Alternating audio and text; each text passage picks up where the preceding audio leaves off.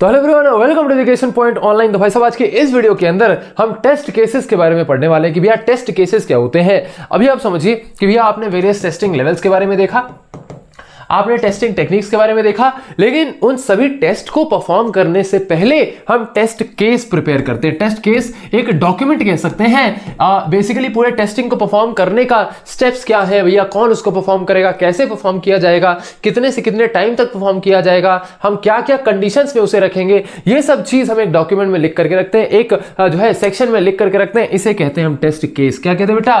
Test case. तो there can be multiple test cases और हर टेस्ट केस की एक आईडी होती है। तो एक टेस्ट केस हमने भैया एक फंक्शन चेक करने के लिए हमने एक टेस्ट केस बना दिया, एक फंक्शन को चेक करने के लिए हमने जो है दूसरा टेस्ट केस बना दिया। ऐसे करके हम टेस्ट केसेस का यूज करते हैं।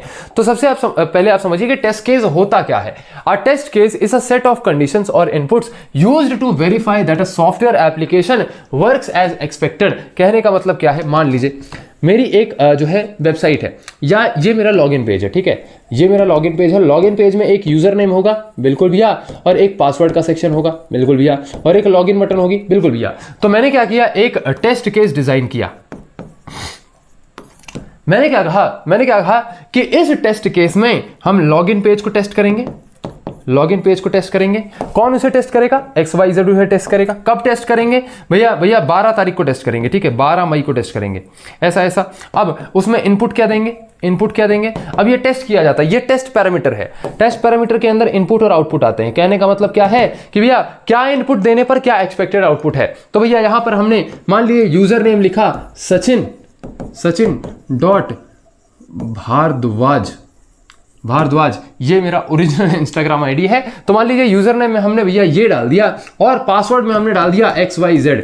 तो जैसे ही आप ये चीज इनपुट करिए, दीज आर इनपुट पैरामीटर, जैसे ही आप ये चीज इनपुट करें तो आउटपुट क्या होना चाहिए कि भैया लॉगिन पेज से आकर के अब इंस्टाग्राम का जो मेन पेज होता है ना, उस पे हम रिडायरेक्ट हो चुके हैं।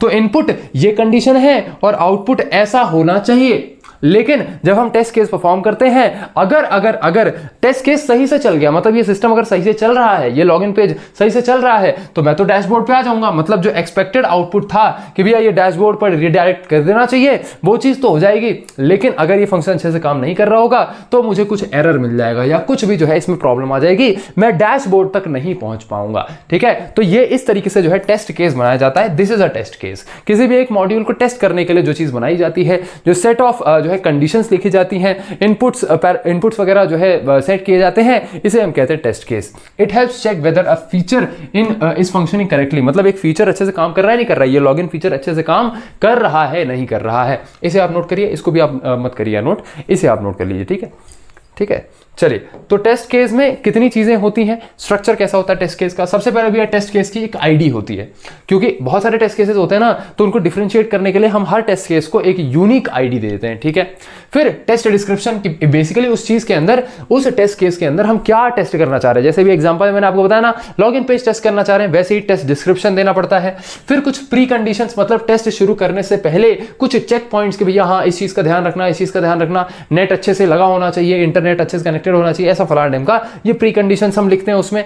फिर टेस्ट के स्टेप्स क्या है, स्टेप बाय स्टेप इंस्ट्रक्शन कि अच्छा पहले यूजर नेम भर देना, फिर पासवर्ड रख देना, फिर उसके बाद जो है बटन दबा देना, ये इसके स्टेप्स हो गए। फिर input data, values given to the system, input data वही यूजर और पासवर्ड मैंने दे दिया।